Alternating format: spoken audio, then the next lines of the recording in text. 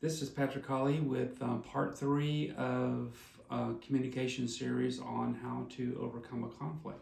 So the first two videos I did were kind of foundational principles based on the idea of mutual acceptance and the idea of completely differentiating from one another and yet connecting, not looking to the other person to fill their needs, but looking to the other person from a perspective of loving them and accepting them. And I'll be responsible for my needs. You'll be responsible for your needs, but we love and support one another by accepting one another.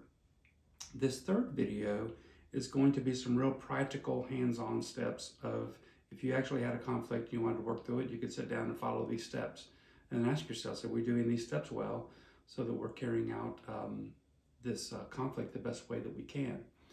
And so the overcoming a conflict or addressing a conflict really kind of involves two simple concepts, which is sharing and listening.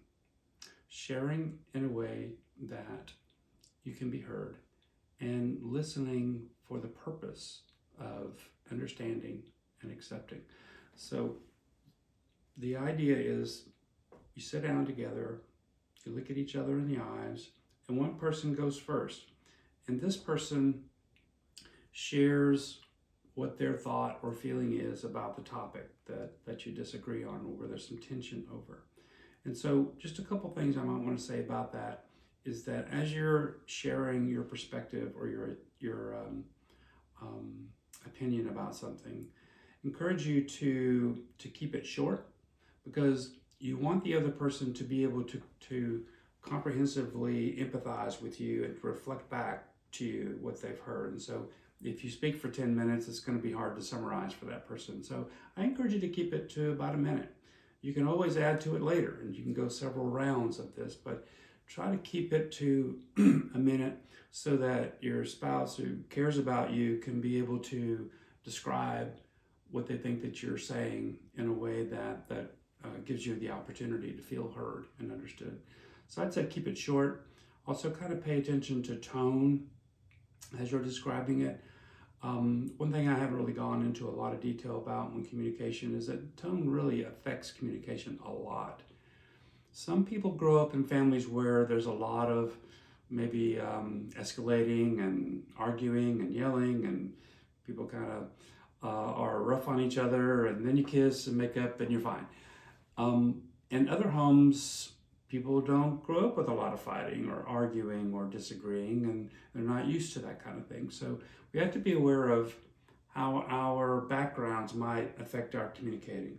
And so if you grew up in one of those homes where it was okay to escalate your voice, or there was a tone and it gets kind of elevated, I think that it's most fair to bring your communication down to the other person can receive it, rather than expecting the other person to overcome the obstacles of the tone that they know that they're hearing.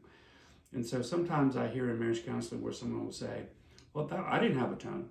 And the other person will say, well, yes, you did, and I felt very attacked. And the other person will say, well, I didn't mean to attack. I didn't have a tone.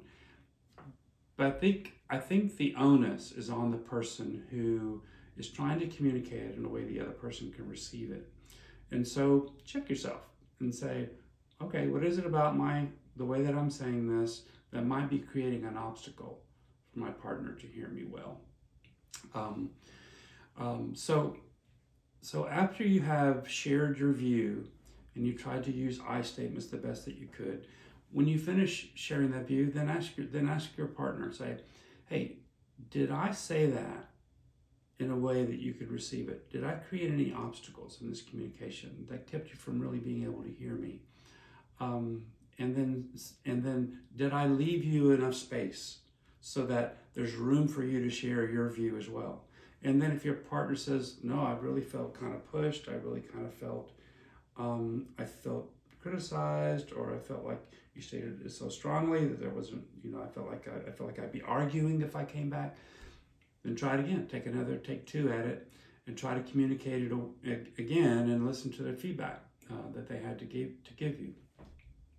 So after there's been a successful round of communicating your opinion or your perspective on something.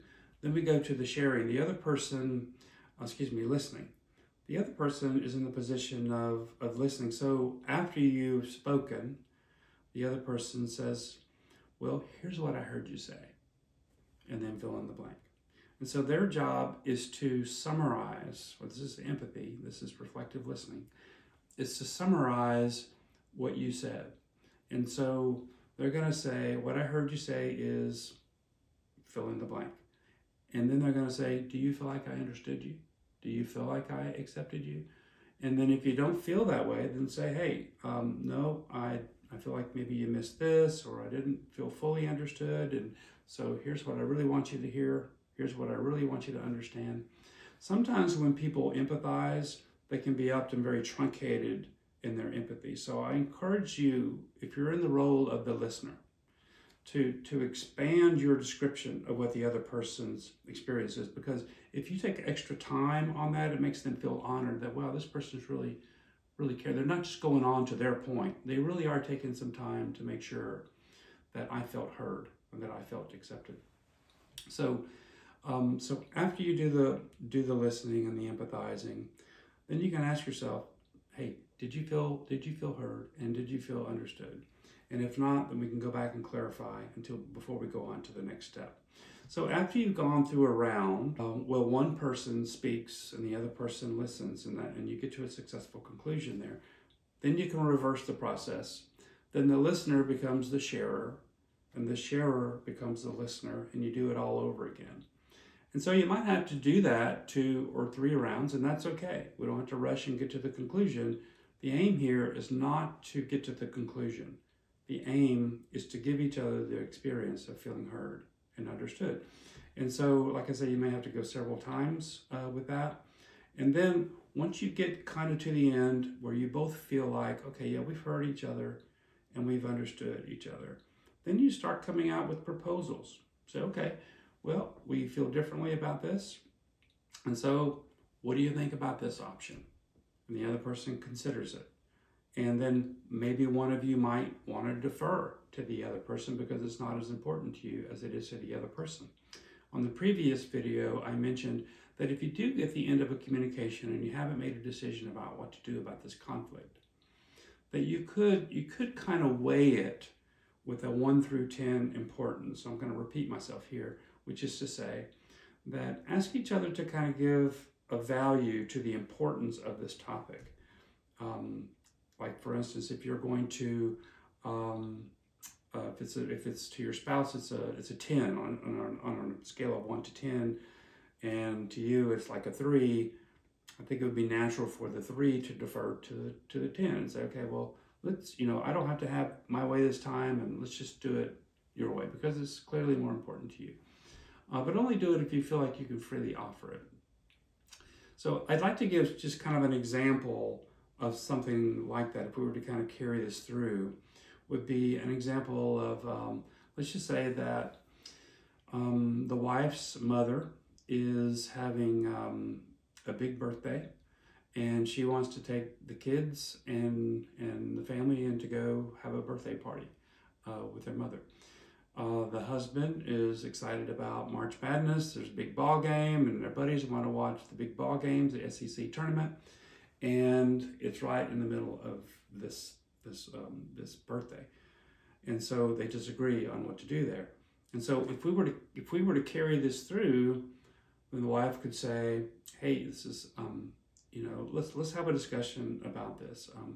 I'd like for us to go to this birthday party because it's important to me and our family. Birthdays are kind of a big deal for us, and I think it would be fun. I'd love for all of us to go to that, and so I'd very much like that. I also know that you love basketball, and I appreciate that. So this is me making room for the other person, right? So I'm not just making my case. I'm also affirming the other person and leaving room for them to share their perspective. I know that basketball is important to you, so I get that. I'm just asking you to consider the possibility of this birthday thing. What do you think? All right, so the guy comes back and he says, I'm hearing you say that that birthdays in your family are really important. And your mother's birthday's coming up. It's a big one, and you really want all the family to be there and for this to enjoy this with her. I'm sure she would love that. And so I can appreciate that. I know that's important to you. And actually, I kind of love it that your family's so close in that way. I appreciate you considering the fact that I love basketball, and I love March Madness, and I love it when my buddies we can hang out and watch the basketball game. And so I think that what I really want to do is just stay here. Maybe I can give your mom a call or something like that. But I really do want to enjoy this. And so if we flip it around, the wife says, I know that you really want to stay and you really want to watch this with your guy friends. And you know what?